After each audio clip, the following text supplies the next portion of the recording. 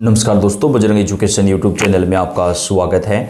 उत्तर प्रदेश ग्राम पंचायत चुनाव 2026 की अपडेट सबसे पहले प्राप्त करने के लिए आप चैनल को सब्सक्राइब जरूर कर दें, वीडियो को लाइक और शेयर कर दें। आपका अपना चैनल है जहां पे आपको उत्तर प्रदेश के ग्राम पंचायत चुनाव की जानकारी हम सबसे पहले प्रदान करते हैं। आप उत्तर प्रदेश के कौन से जिले से हैं दोस्तों, कमेंट करके बताइएगा ताकि आपके जिले से जुड़ी जानकारी आपको सबसे पहले दी जा सके।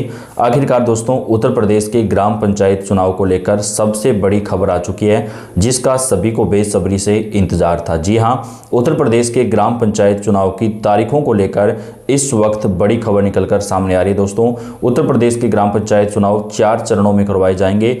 कब से कब तक चुनाव होंगे, इसको लेकर आज पंचायती राज मंत्री ने बड़ा अपडेट दे दिया है।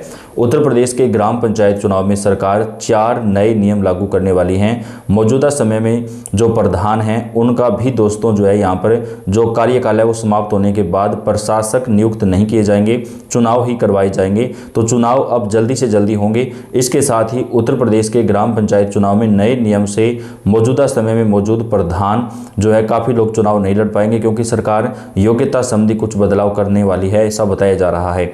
उत्तर प्रदेश के ग्राम पंचायत चुनाव में ओबीसी, एससी, एसटी आरक्षण प्रक्रिया में बड़ा बदलाव होगा। तो मौजूदा समय में जो सीट जहां पर आरक्षित है उस पर भी बदलाव हो सकता है दोस्तों।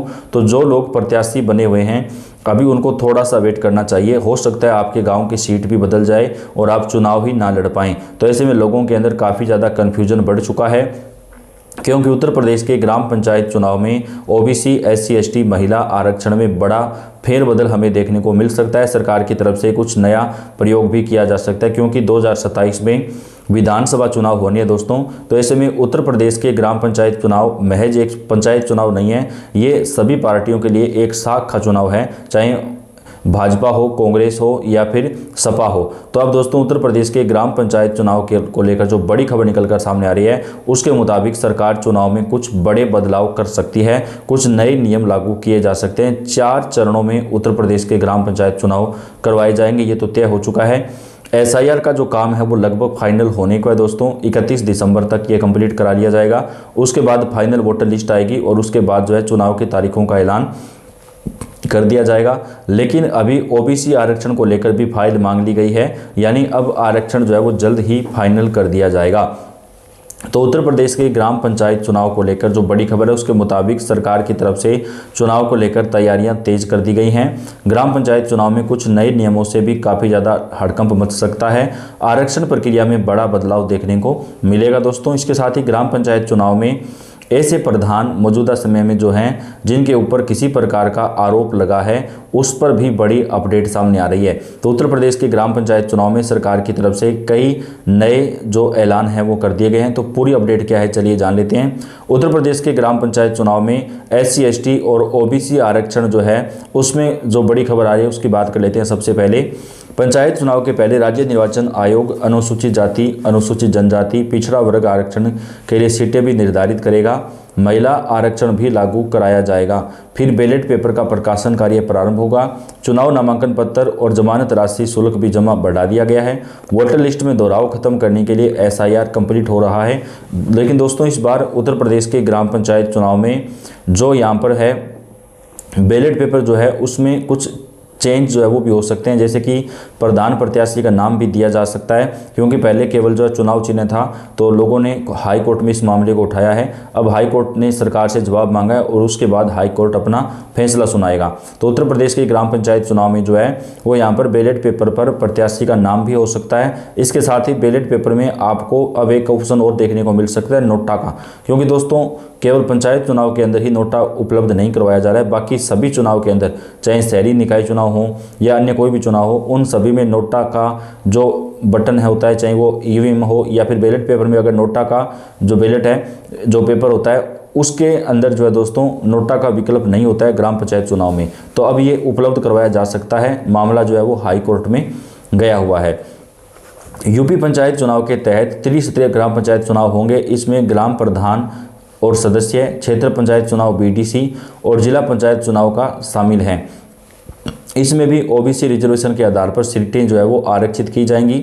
उत्तर प्रदेश में निर्वाचन आयोग की फाइनल वोटर लिस्ट का प्रकाशन 14 फरवरी तक किया जाएगा। दोस्तों, पहले ये 6 फरवरी तक होना था, उससे पहले जनवरी की डेट दी गई थी, लेकिन उत्तर प्रदेश में SIR का जो काम है वो काफ़ी ज़्यादा दोस्तों जोर शोर से चल रहा है और काफ़ी लाखों में लोग ऐसे हैं जिनके डुप्लीकेट नाम हैं या जिनके ऊपर संदेह किया जा रहा है। तो ऐसे में सरकार की तरफ से और चुनाव आयोग की तरफ से SIR का जो काम है वो आगे बढ़ा दिया गया है। अब इसको 31 दिसंबर तक जो है वो कराया जा रहा है। उसके बाद में 14 फरवरी तक जो है फाइनल वोटर लिस्ट प्रकाशित कर दी जाएगी और फाइनल वोटर लिस्ट आने के बाद जो दोस्तों चुनाव की जो प्रक्रिया है वो आगे बढ़ाई जाएगी और आचार संहिता वगैरह लागू होगी और अप्रैल से लेकर के जो है जून के महीने तक उत्तर प्रदेश के ग्राम पंचायत चुनाव संपन्न करवा लिए जाएंगे। मुख्य निर्वाचन अधिकारी नवदीप रेणवा ने यूपी में SIR प्रक्रिया 1 सप्ताह तक बढ़ाई है ताकि BLO घर घर जाकर सत्यापन कार्य कर सकें। ड्राफ्ट लिस्ट जारी करने से पहले हर पोलिंग बूथ पर BLO और राजनीतिक पार्टियों के बूथ लेवल एजेंट की बैठक होगी। एक बूथ पर 1500 की जगह मतदाताओं की संख्या 1200 कर दी गई है।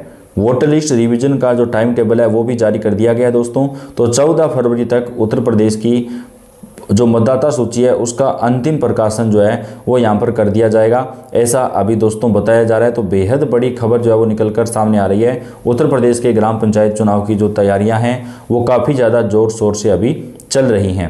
उत्तर प्रदेश में त्रिस्तरीय पंचायत चुनाव के लिए राज्य निर्वाचन आयोग और पंचायती राज विभाग जो है वो काफ़ी ज़्यादा तेज़ी से काम में जुटा है। उत्तर प्रदेश में पंचायत चुनाव में ग्राम प्रधान, क्षेत्र पंचायत और जिला पंचायत सदस्य प्रचार में कितना खर्च कर सकेंगे ये भी आपके लिए जानना बेहद ज़रूरी है।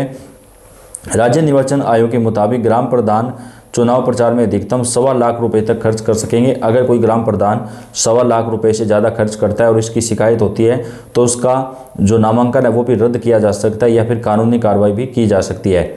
जबकि ब्लॉक प्रमुख का चुनाव खर्च अधिकतम 3.5 लाख रुपए तक रह सकता है। जिला पंचायत अध्यक्ष का अधिकतम चुनाव प्रचार खर्च जो है वो 7 लाख रुपए तक रखा गया है। ग्राम प्रधान सदस्य सामान्य वर्ग के लिए नामांकन पत्र 200 रुपये और जमानत राशि 800 रुपये रहेगी। ग्राम पंचायत सदस्य के लिए चुनाव खर्च की अधिकतम सीमा 10,000 रुपये रखी है। OBC के लिए नामांकन 100 रुपये और जमानत की राशि 400 रुपये निर्धारित की गई है।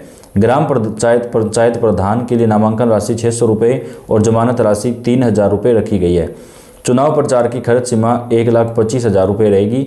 OBC SC और SC की नामांकन की राशि 300 रुपये और जमानत राशि 1500 रुपये और खर्च सीमा जो है वो 1.25 लाख रुपये रहेगा।